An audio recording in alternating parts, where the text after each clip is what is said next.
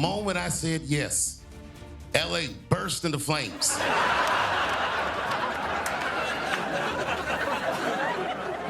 And it's a tough one, you know what I mean? Because I'm tired of being controversial. I'm trying to turn over a new leaf. And it is way too soon. Is that going to be a new thing? Are you going to try to be early? Yes, I'm trying to be early. Are you going to be early for my party? Yes, I am. No. No. You know I have to arrive fashionably late. All right. Not too late, though. Not too late? Not too late, please. What time would you like me there? I'll tell you later. Okay. But not okay. too late. Because, you know, once you get there, the party really starts. Yeah. You know what I'm saying?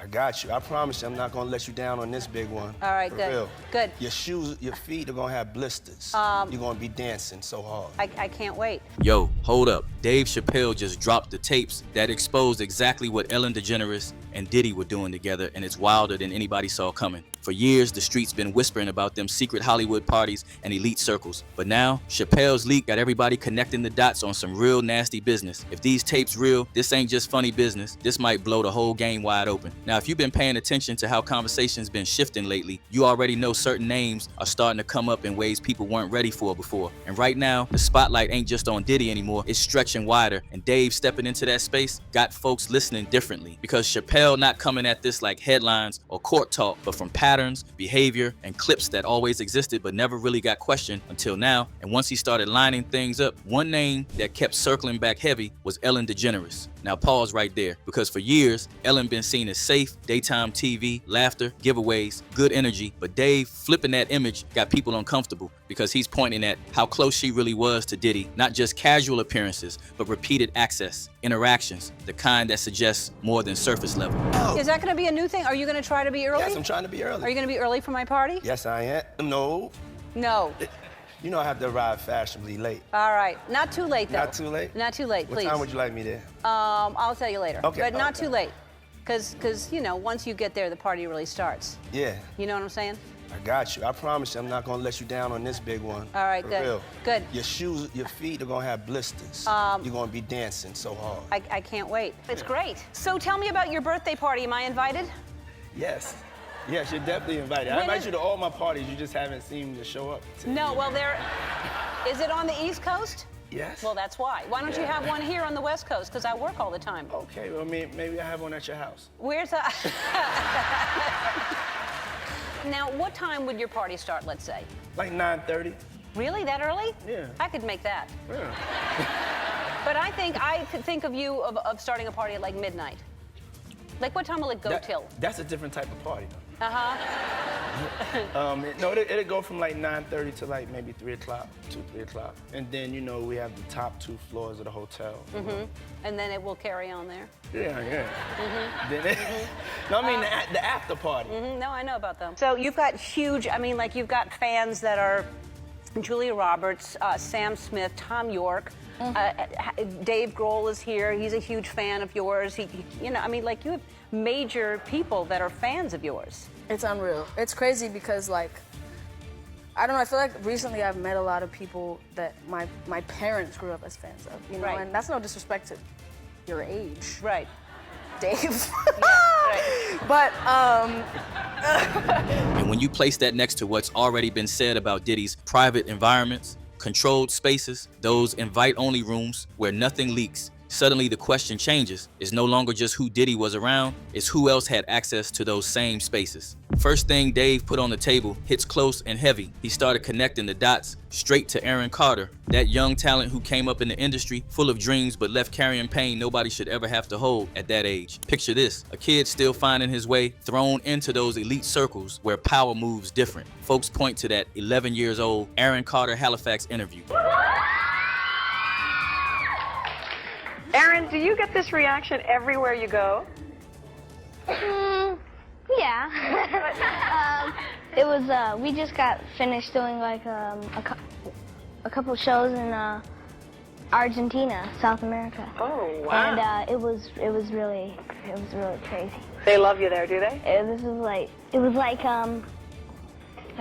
millions of fans coming after you, but it wasn't. Were you headlining on that tour? Mm-hmm. That was you. This is a big deal for you. This is your first tour headlining, right? Yeah. Yeah? And do you have anybody who you go this crazy about? Some star who you just love? That's a good question. Quite a bit, very quickly. I mean, it's a lot. It's a lot for anybody. Were you prepared for this kind of success? Do you feel like you were ready for it? In a way, I do. In a way, I'm not. It's kind of, you know, everything that comes to me, I'm just like, wow. You know, because everything's changing, everything's new for me. You know, doing my own shows, it's really cool, and it's, you know, all new for me, so I'm really excited about it. What's been like, the biggest surprise out of all this? The biggest surprise? Probably my album going platinum. Yeah. I mean, because I really didn't think it would. I mean, I had good hopes on it going gold, but not platinum. I mean, according to the way Chappelle laid it out, Ellen and Diddy had access to these spaces where young individuals like Aaron got pulled in under the promise of opportunities and mentorship. Instead of guidance, it turned into environments where boundaries disappeared, and the weight of what happened stayed with him long after the lights went out. Aaron was just a young individual trying to make his mark, but the experiences he went through left deep scars.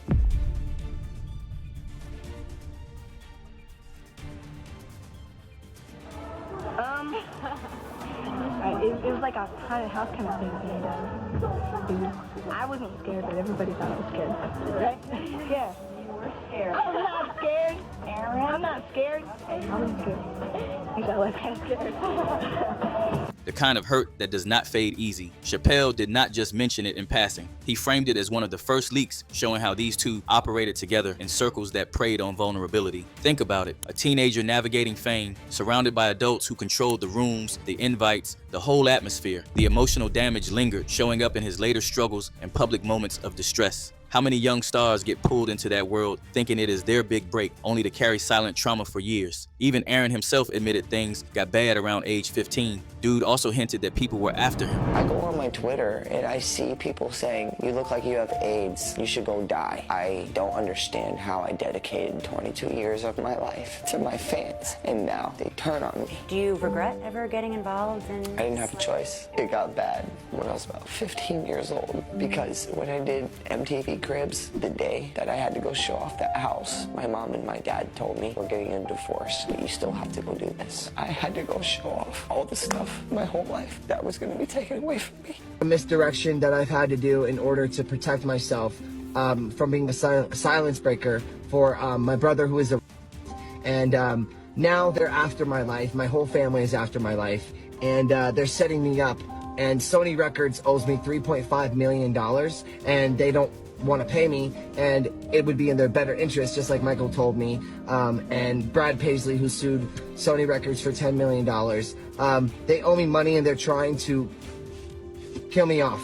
And I'm begging you and I'm pleading you, help me raise $100,000 as soon as I can, so I can move to an undisclosed location where I am safe. My realtor won't sell my house. They're all involved in this, and they're trying to keep me there. They had cops come and check for a rope in my garage, saying I wanted to hang myself. So please trust what I'm saying. Aaron openly talked about fear. He went live multiple times claiming people were after him, saying he needed protection, saying if anything happened to him, it would not be random. At the time, most people brushed it off and called him unstable. But after his death in 2022, those old live streams started hitting people very differently online, especially because Aaron was found dead inside his California home at just 34 years old, officially ruled an accidental drowning involving inhalants and prescription medication. Public reports say he was discovered in the bathtub. Following developing news tonight in Lancaster, where pop star Aaron Carter has died at the age of 34. Yeah, the troubled performer grew up in the limelight, but he was in and out of rehab several times in his short life. Chris Wolf is live for us in Lancaster. He's got more on this. Chris? Yeah, Rick, MB, the street is now cleared. People have been moving in and out of that home behind me all day. And tonight we heard from some of those closest to Aaron Carter, and they all say the same thing. They all share stories of a very kind, loving, caring, humble, yet troubled young man.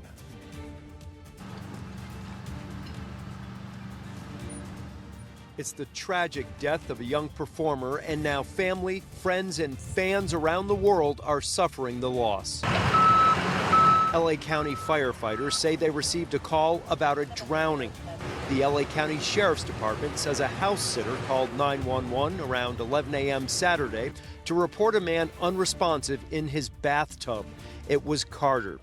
The dispatcher advised her to start CPR until deputies and paramedics arrived. Then emergency personnel pronounced Aaron Carter dead at the scene. He had been grappling with substance abuse for years, in and out of rehab. He once appeared on the show The Doctors, explaining he suffered from a number of mental health issues and was taking a variety of prescription pills to treat those conditions. He was a good person. You know, he had his demons, as we all do, you know. I just wish he had another chance to defeat those demons, I'll say. Carter began performing as a child and had hit albums starting in his teenage years. Dave made it clear this was not random. It was a pattern, and Aaron was one of the early examples that got exposed when the tapes started surfacing. Allegedly, he got taken out to keep him quiet. Even Jaguar Wright been loud about it, saying people failed Carter when he was crying for help. She too saying he got silenced by elites to keep him from talking. I think two of the most tragic stories in Hollywood right now in the past 5 years is Aaron Carter and Nipsey Hussle. Aaron Carter was despicable, though, because he begged for help in front of the world. He begged for financial support to help get him a private security team to keep him alive. He said on numerous occasions, if anything happens to me, I promise you, I am not vital. And no one said anything. Now, if that first revelation already got your head spinning, this one gets deeper. Next up, Dave hinted at another big name that hits even closer for a lot of fans, Justin Bieber. As a young individual coming up under intense industry pressure, Bieber found himself in similar setups where Diddy and Ellen moved freely. So check this out, yo. Justin, you ever seen the movie 48 Hours? Right now, he's having 48 hours with Diddy, him and his boy. They're having the times of their lives, like you know, where we hanging out and what we doing. We can't really disclose, but it's definitely a 15-year-old's dream. You know, I have been given custody of him. You know, he signed to Usher.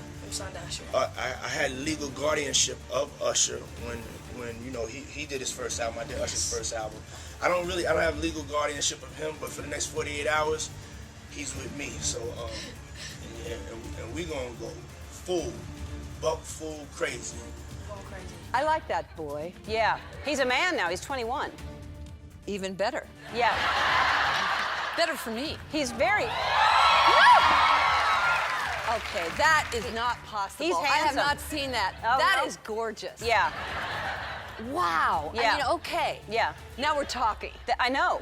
He's good looking. Do you think he'd go on a... Oh, yeah. Look at that. Oh, no. Look, stop it. That's not possible, right? I made a turtleneck for you because I know you're a fan. So look at that. That's so great. Then you can be a believer. I can be a... That's what you're called if you're I think I have one more. Oh, I Heart Bieber. So depending on the mood, you oh my God! Yeah, okay. Just casual for around the house. Yeah, I can wear that. Wear this when I invite you over next time. I would like to, actually. Okay. Okay. Good. Thank you, Ellen. This is really fabulous. Would that be the youngest if you went out with him? Are you a cougar? Do you consider yourself a cougar? Well, I'd like to, but you know, I haven't had the opportunity except when I have a job. And when I have a job, then what happens is that they have to kiss me sometimes. We've discussed this many times. Right. But when I don't have a job, nobody. Uh-oh, did you see? No! Oh my God! No! Oh!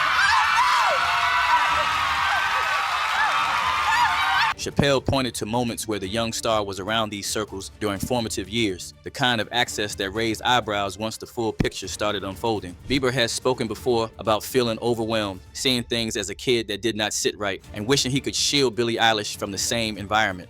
It was hard for me being that young and being in the industry and not knowing where to turn, and everyone, telling me they love me and, just turn their back on you. I just want to protect her, I don't want her to go through anything I wouldn't wish that upon anybody.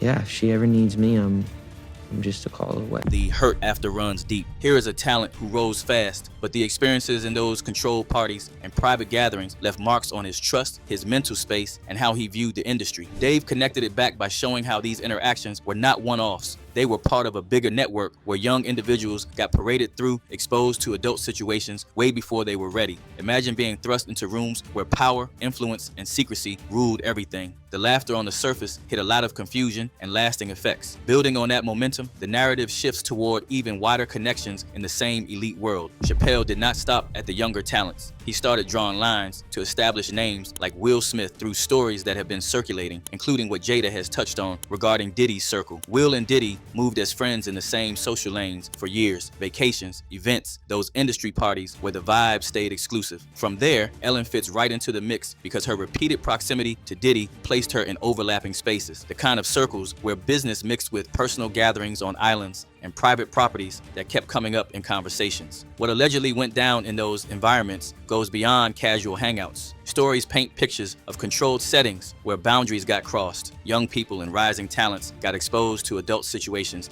and the power dynamic favored those at the top. Will's name comes up in discussions about who knew what, who attended what, and the silence that often protected the circle. Chappelle used that to show how interconnected it all was. Ellen was not on the outside looking in. She had access, the kind that suggested she knew the rules of the room. When you connect Diddy's known events with Will's long-standing association and Ellen's presence, the web starts looking tighter. Folks watching old footage now see it different, wondering how much was known and how much got overlooked to keep the machine running. Word on the street is young individuals got hurt. There's Bryshere Gray and August Alsina. Jaguar Wright echoed similar accusations, saying Bryshere was just another example of young talent being chewed up and spit out after serving a purpose in Hollywood power circles. See, they trying to send him out so he'll feel too embarrassed to file his lawsuit against Diddy for what Will and Diddy did to him. With Jaden and Justin present that tape. My truth.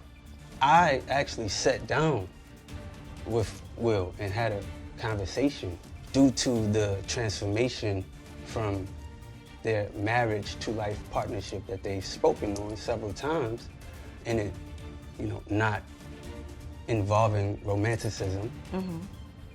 He gave me his blessing, and I totally gave myself to that relationship for years of my life, and I truly and really, really deeply loved and have a ton of love for her.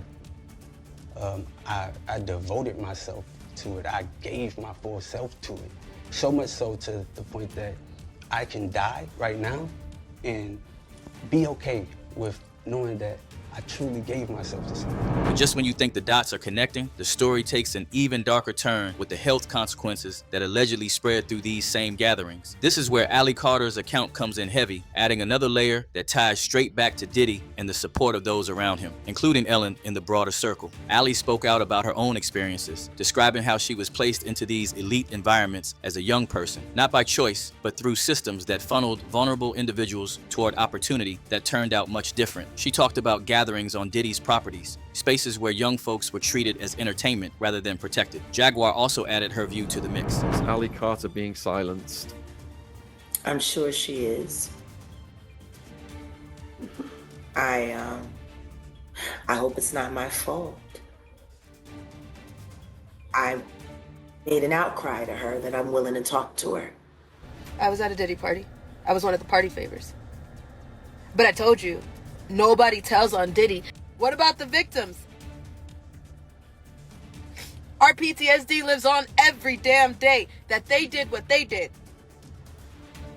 But it's only talked about when it's trending. Allie did not stop at the emotional side. She hinted at physical consequences, specifically an STD she carried from those environments. Diddy's parties, those infamous freak-offs, reportedly had no protection in sight despite the wild nature of what went on. Over 1,000 bottles of baby oil recovered in raids tells its own story about the recklessness. Allie's words, combined with lawsuits from other women claiming they contracted from men in Diddy's circle, paint a picture of infections moving through the group. Jaguar Wright added fuel by alleging Diddy battled certain conditions for years and that others in the industry may have picked them up in the same spaces. Ellen's connection here comes through the shared circles and repeated access. Ali described the pain of carrying both trauma and physical reminders, speaking not just for herself, but for others still trapped in similar situations without a voice. Her emotion when recounting these stories feels raw, the pauses, the struggle to get certain parts out. It forces you to wonder how many powerful names walked away untouched while younger individuals paid the price. Chappelle, tying this into his leaks, makes the whole thing feel like a slow unraveling of a much larger system.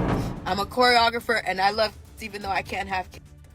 So if you have met me in this time, I thank you for spending the time that you have with me. Because now that you see all this stuff on Twitter, and now that you see all this stuff on social media, you've met the real me.